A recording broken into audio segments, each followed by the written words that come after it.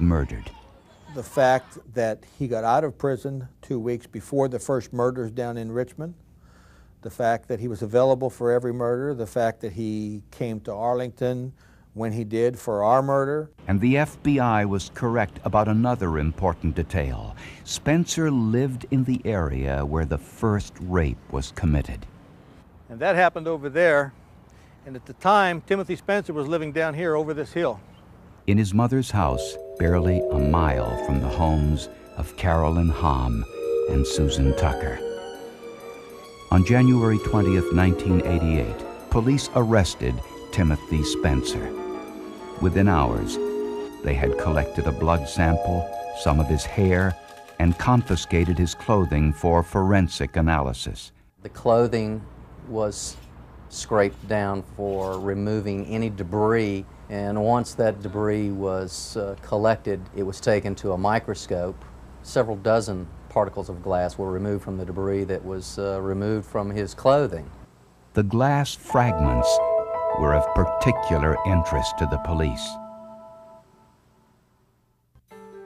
After police recovered glass particles from Spencer's clothing, they were examined forensically to see if they matched glass from any of the victims' homes. One technique is called glass refraction analysis. By shining light from different points on the spectrum through the particles, the characteristics of the glass can be plotted on a graph, in effect measuring how the particles bend light. If you stick the pen into the water, which is more dense than the air, it bends the light. What we're doing with the glass particle basically is measuring how much the light is bent, and we call it refractive index. They compared the glass fragments found on Spencer's clothing to the glass particles taken from the broken window at Susan Tucker's home.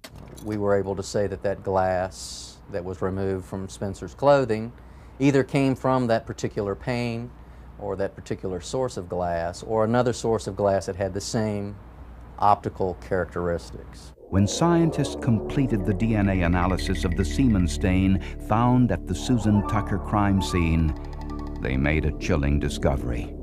And I remember pulling out an X-ray film from the developer and holding it up from these two separate cases and being bombarded immediately that the patterns I'm seeing are the same. I'm seeing the same profile on this case from one county versus this case from a second county, which says to me that the same person's involved in both of those incidents. It really gave you chills up and down your spine to see something like that. Horgus was right all along. The semen sample from the individual who raped and presumably murdered Susan Tucker matched the semen stains from the murders in Richmond. There were 7 hairs that were consistent with his. There was a glass fragment that was consistent with his. His family couldn't provide him with a complete alibi for the entire weekend.